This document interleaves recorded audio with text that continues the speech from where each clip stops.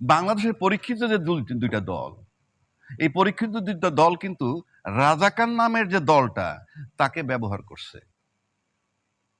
আপনি যখন বলবেন আপনি মুক্তিযুদ্ধের চেতনা ধারণ করেন, তখন আপনি মই হিসাবে তাকে কিভাবে ব্যবহার করেন? তখন বলেন কি রাজনীতিতে শেষ কথা বলতে কিছু নাই।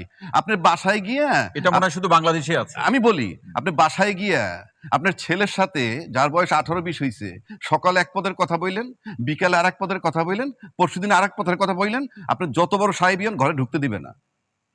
বাট রাজনীতিতে আমরা এটা আরামসে বলি কি, পলিটিক্যাল লিডাররা সকাল বিকাল কথা পরিবর্তন করতে পারবে। It has the beginning, it has no ending. পলিটিক্সে শেষ কথা বলতে কিছু নাই।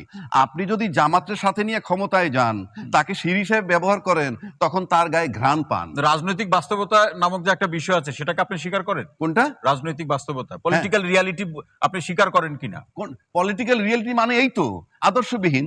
আমার যখন যা মন চাইবে তখন তা করব উপরে যাওয়ার জন্য, ক্ষমতার লড়াই। এই যদি হয়, আমি আস্থা রাখবো কিভাবে? কথার কথা বলছি আপনাকে, এই যদি হয় বৈশিষ্ট্য, তাহলে আজকে যে সংলাপগুলা হচ্ছে, আমি তর্কের খাতিরে ধরে নিলাম যে এইগুলা নেক্সট পার্লামেন্ট যখন আসবে তার অ্যাপ্রুভাল করবে। কিভাবে? রাজনীতিতে শেষ বলতে কিছু নাই।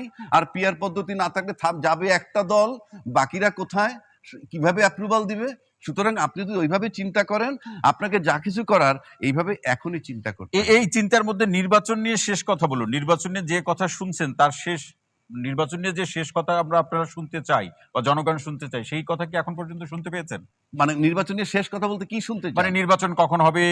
কেউ বলছেন নির্বাচন যদি আপনি আমার কাছে আপনি একটা কথা বলছেন, নির্বাচন হলে কাল লাভ, না হলে কাল লাভ, এই একটা বিষয়। আচ্ছা, এবার আসেন, আমার যে নির্বাচনটা এখন আমরা চাচ্ছি, আমি ব্যক্তিগত ওপিনিয়ন এটা, সেটা কি আমরা নির্বাচন করে ক্ষমতায় যাব, এটাই কি আমার টার্গেট, নাকি ইউনূস সাহেবের রিমুভালটা আমার উদ্দেশ্য? কেন বলছি কথাটা? আপনি ইউনূস সাহেবের এখান থেকে সরানোর পদ্ধতি তিনটা।